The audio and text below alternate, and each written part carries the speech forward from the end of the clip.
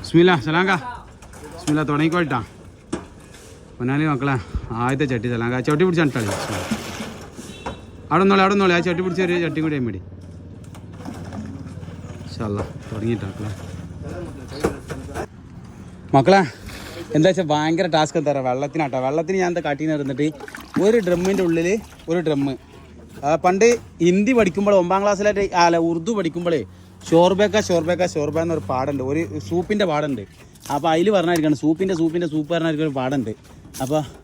അതേമാതിരിക്കാണ് ഇപ്പോൾ നനക്കുന്ന കേട്ടോ ഇത്ര വെള്ളമായിട്ട് എന്ത് ചെയ്യണം ഇത് ഏകദേശം നനച്ച് ഒഴിവാണോ വെള്ളം റേഷനാണ്